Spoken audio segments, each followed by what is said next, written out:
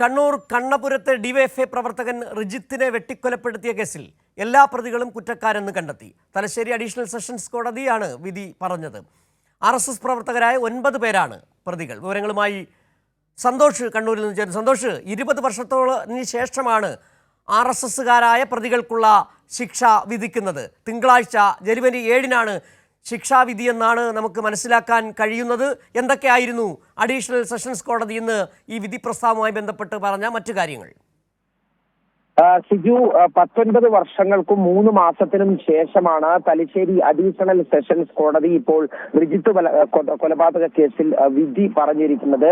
എല്ലാ പ്രതികളും കുറ്റക്കാരാണ് എന്ന് കോടതി കണ്ടെത്തിയിരിക്കുകയാണ്. ഇതിൽ 3-ാം പ്രതി, 10 പ്രതികളാണ് കേസിൽ ആകെ ഉണ്ടായിരുന്നത്. അതിൽ 3-ാം പ്രതി, കേസിന്റെ വിചാരണ നടക്കുന്നതിനിടെ 3-ാം പ്രതി അജേഷ് മരിച്ചിരുന്നു. ബാക്കിയുള്ള 9 പ്രതികളാണുള്ളത്. ഈ 9 പ്രതികളും കുറ്റക്കാരാണ് എന്നുള്ളത് ഇപ്പോൾ കോടതി കണ്ടെത്തിയിരിക്കുന്നത്. ഇവർക്കുള്ള ശിക്ഷ ഈ മാസം 7-ാം തീയതി വിധിക്കുകയും ചെയ്യും. RSS BJP പ്രവർത്തകരായ VV സുധാകരൻ, കൊട്ടില താഴെ വീട്ടിൽ Jayesh, PP Ranjith, PP Ajeendran, IV Anilkumar, Rajesh PP, VV Srikanth, VV Sreejith, TV Bhaskaran എന്നിവരാണ് പ്രതികൾ. എല്ലാവരും കൊലപാതകത്തിൽ നേരിട്ട് പങ്കെടുത്തവരാണ്. 2005 ഒക്ടോബർ 3 രാത്രി 7:45 ഈ ആക്രമണം നടന്നത്. സുഹൃത്തുക്കളായ DYFI പ്രവർത്തകരോടൊപ്പം വീട്ടിലേക്ക് നടന്നു പോകവേ ഒരു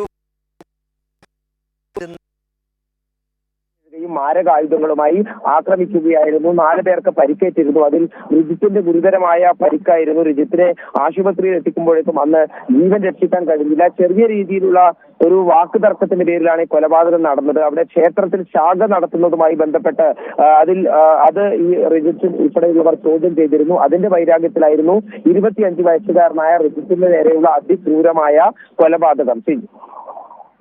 ശരി, സന്തോഷാണ് വിവരങ്ങൾ നൽകിയത്.